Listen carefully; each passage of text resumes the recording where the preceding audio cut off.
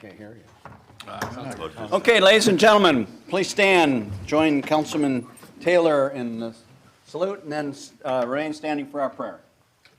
I pledge allegiance to the flag of the United States of America and to the republic for which it stands, one nation under God, indivisible, with liberty and justice for all. Will you pray with me? God, we just thank you for today. We thank you for our community, and we thank you for its leaders. Thank you for all of the service that is represented here, and I just pray for the meeting tonight. I pray for just a spirit of humbleness, and pray for a spirit of unity, God, as we all want to see Guthrie get better and grow in so many different ways. So just lift this meeting up to you, and may it be pleasing in your sight. It's in your Son's holy name we pray. Amen. Amen. Thank you, Pastor Fields and Governor Fields. Thank you. Congratulations. Call to order our Guthrie Public Works Authority meeting of December 17th. Second item on the agenda is public comments, announcements, recognitions. Do we have anything that anybody has signed? I'd like to make one recognition. Last council meeting, we accepted the resignation of Councilman Z. Thomas, and I neglected to thank him after we accepted his resignation. I neglected to thank him for almost 9 years of service, 2 terms, 2 4-year terms, and about 10 months, I think, between when he was selected and his resignation.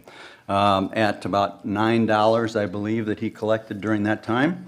Or maybe only $8. I'm not sure he even received $1 for the last portion. But clearly, Councilman Thomas was focused on making Guthrie better. He wanted to serve his community and the citizens. And I think, again, dedicating 9 years of that is certainly worth all of our respect and appreciation. So I wanted to say to Councilman Z. Thomas, thank you. Thank you for all you've done. Hear, hear. Item number 3, consent agenda items A, B, and C. A is the approval of our special Public Works Authority workshop of December 3rd. B is the approval of the minutes of Public Works Authority meeting of December 3rd. And C is the approval of fiscal year 19, end of year amendment number 7, which moved a small amount of money around just to balance the books at the end of the year. So moved. Second. Motion and a second. Any other discussion? Submit your votes. All votes are in. See the votes. Unanimous approval of all those present to approve the consent agenda items. That being the last item on our agenda, I adjourn our Public Works Authority meeting, and I call to order our City Council meeting of December 17th. Item number 2 is a consent agenda, item A, B, and C. A is the approval of the minutes of the special City Council workshop of December 3rd. B is the approval of the minutes of the City Council meeting of December 3rd. And C is the approval of the end-of-year budget amendment number 7. So moved. Sounds familiar. Second. Have a motion and a second. Any discussion? Submit your votes. All votes are in. See the votes. Unanimous approval of consent agenda items A, B, and C. Item number 3 is the discussion and action to appoint city council member as vice mayor for the remaining portion of Z. Thomas's term. And I'm nominating Councilman Jim Case for that. So moved. Second. Motion and a second. Is there any discussion? Submit your votes.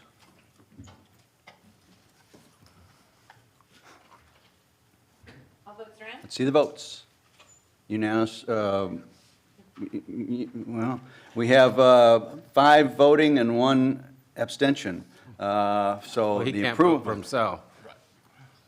the approval of Vice Mayor Jim Case. Congratulations, Vice Mayor. Thank you. Item number 4, we have already discussed at the workshop and approved that agenda item. So for the viewing public, we have approved the resolution 2019-20, which is to move forward with an application to ACOG for the rehabilitation of Oklahoma Avenue from Division to Broad. And number 5 is, we've also approved that in the previous workshop earlier today.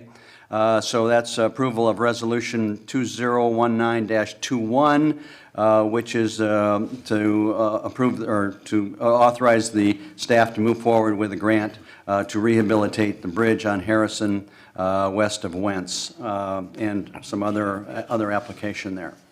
Item number 6, discussion possible action to adopt ordinance number 3324, which amends section 20105 of our Guthrie Code of Ordinance, which has to do with the speed limits. Staff comments? Jenny Maker, Public Works Director, will make a presentation on that. Basically, what we're asking is just kind of some house cleaning items in the Code of Ordinance. We're not asking to change any actual speed limits that's not currently posted out on the streets. There's roughly 7, I believe, items here that needs either changed or removed.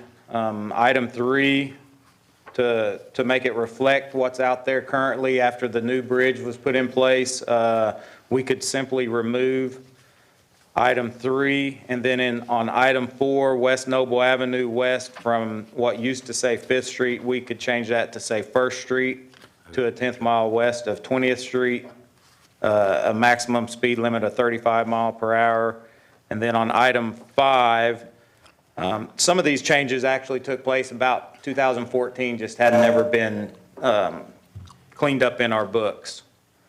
Item 5 and 6 makes some adjustments to the area out by Commerce and Academy. That speed limit was lowered through that intersection right through there back in 2014, and approximately same time frame out on Division around Prairie Grove, that speed limit was lowered out there.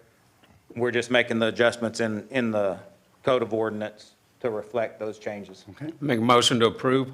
Second. I have a motion and a second. Any discussion? Yeah, was contacted by a citizen about number 17, and I kind of tend to agree with him if this is the facts.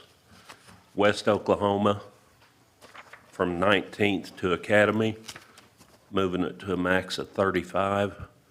And that's that area that goes by the housing addition where the playground is, and we put up the signs for the kids. I think we ought to leave that at 25. I agree with him. And number 19, the same deal. 19th Street is raggedy. And I think 45 is kind of up there for that street. 30 years ago, I lived on that street, and those buses, Job Corps go by, kabonk, kabonk, kabonk, doing 40, and it sure hasn't got any better. So we might want to look at those two. Are there already signs that are up there that are posted? Do what? Just for a point of clarification, when you look at the ordinance in your packet, the things that we're proposing to change are in red. Yeah, these aren't. So these the are two there. items And- that you mentioned, I understand you want to change them, but that is the current ordinance. But they can be changed and we can look at them, but we're not proposing changing them. We were Well- leaving them the way they are today. But you want him to look at it, right? Look at it. Yeah, I think we ought to look at those two then. I was comparing his email to the list, Sure. and So if you want to adopt this, You know- then we could have Tenny look at those two and bring back a recommendation on those two at a future meeting. yeah, on 17th, I was reading his email, and he claims it's 25 now. Is there a sign for 25 on 17th? Or, I'm sorry, number 17. Oh. Oklahoma that goes by the playground. I couldn't tell you what the limit is there. According to the citizen's email, it's at 25. And he didn't want to see it to go to 35, and I tend to agree with him. If it's already at 35, then we're beating a dead horse.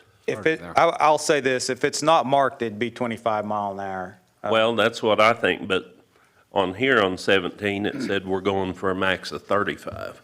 That's what it would currently be at then, would be 35, yeah.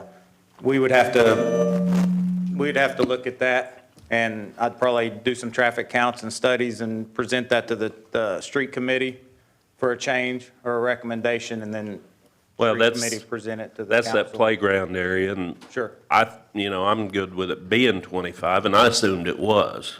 That's the reason I was saying I didn't think it needed to go to 35. And the same deal on 19th Street there, 45 is a killer speed on that raggedy leftover highway there. Sure, and both those items we can look at and. We might and wanna do look some at those too. Traffic counts and look at that. And- Okay, we have a motion and a second then to adopt ordinance 3324, which is the changes that Tenny has identified. And then we'll bring those two back at a later date. once we Okay. have study. Okay, all right. Thank Submit your votes. All votes are in. See the votes. Unanimous approval of all those present to adopt ordinance 3324. Item number 7, discussion possible action to approve accepting a grant from USDA for purpose of purchasing 2 ambulances for the fire department. Chief? Or, It'll be a combination of both of us. okay, One thing I want to point out is we're not seeking permission to buy ambulances tonight. All we're doing is seeking permission to accept the award of a grant from USDA towards the purchase. We will be bringing back a recommendation as far as which ambulance to purchase in January.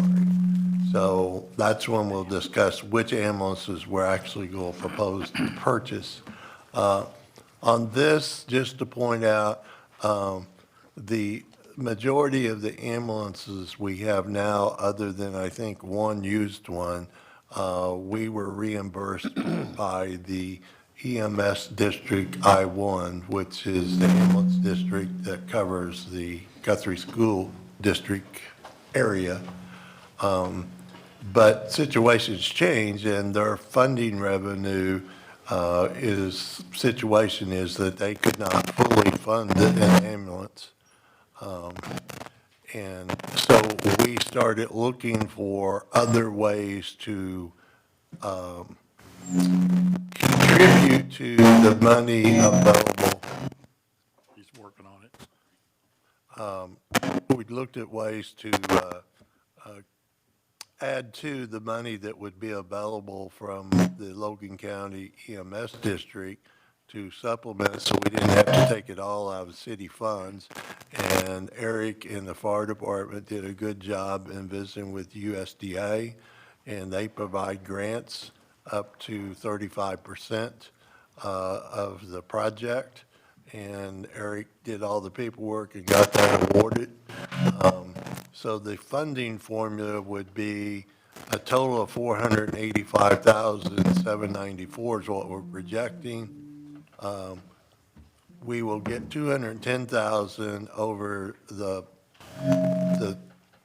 financing of the ambulance from EMS district, or 43%. The grant, $164,000, will pay 34% of the cost of the 2 ambulances.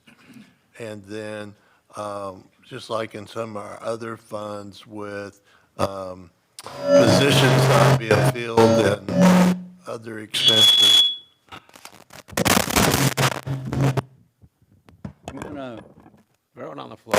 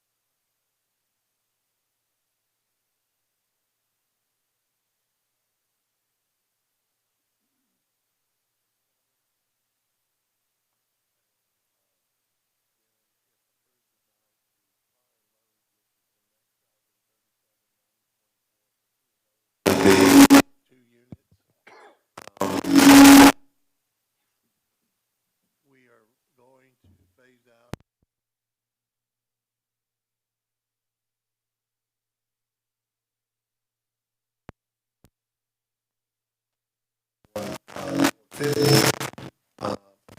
was purchased by reimbursement of funds from the EMS district. Ambulance 4 is a 205, a model year, and has 184,000 roughly miles on it, a Ford F-450.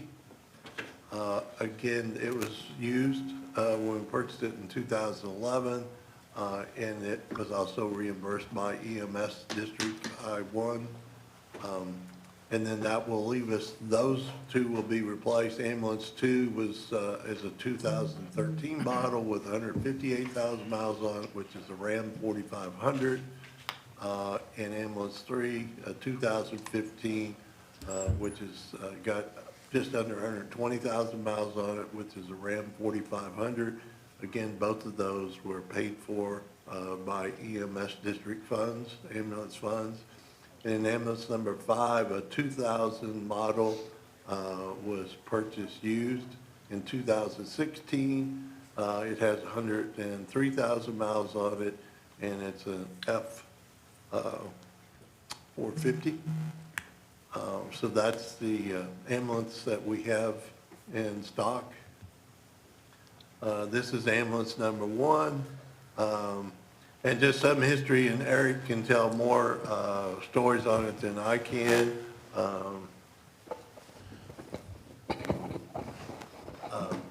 In October, ambulance number 1 broke down en route to a call and had to be towed. Ambulance 4 needs the front end fully replaced. It's hard to even keep it on the road due to the suspension being worn out.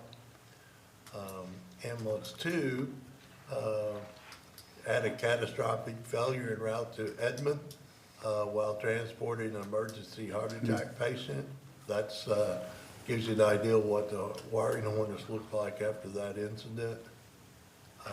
Ambulance 3, I didn't have any notes on it.